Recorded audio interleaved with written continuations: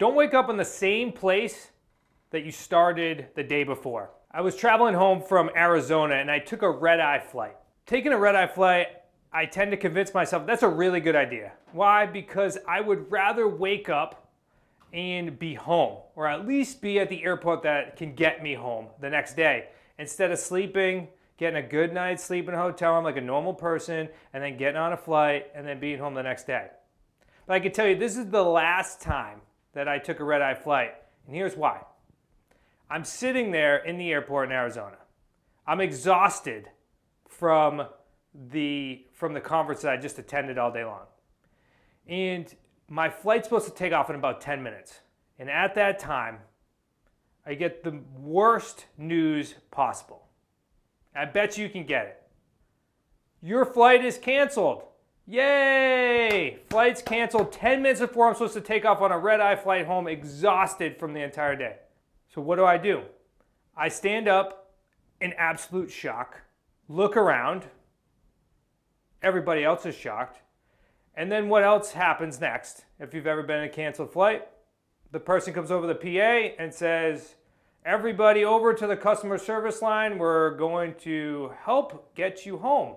But you have to come over here and try to get some vouchers and figure out what the hell just happened. Well, I did not want to be like the rest of the people that were going over to that customer service line. I immediately picked up my phone because I'm super tech savvy. I looked at my app and I said, what's the next flight? And I started scrolling through all of the different flights.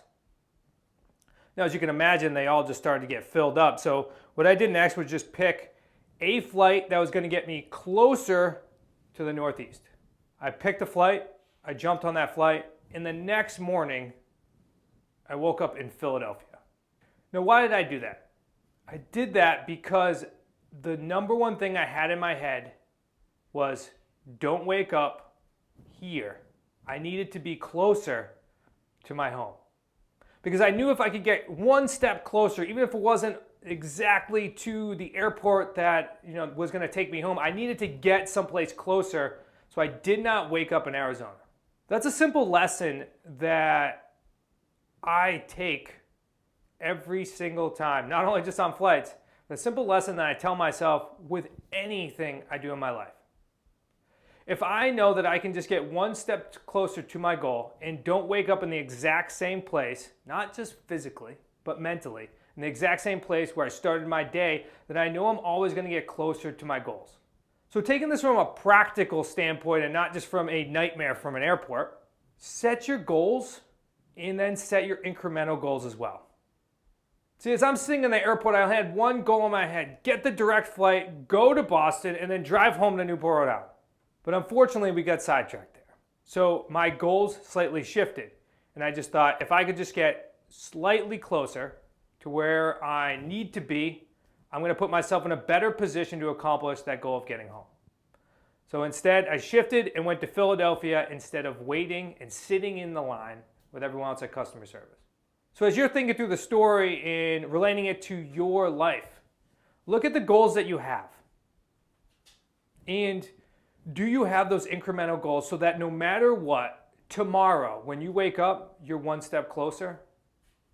If you don't, I'm going to highly encourage you to go ahead and start setting these incremental goals just in case you show up to a flight and it gets canceled. I would love to help you with those incremental goals, or our team would. So I do encourage you to go ahead and reach out to us and go to smartrealestatecoach.com/action. Because if one of your goals is to build the life of your dreams and do that through real estate, we certainly want to be able to create that action plan for you. So just in case if your flight gets canceled, you know where to pivot.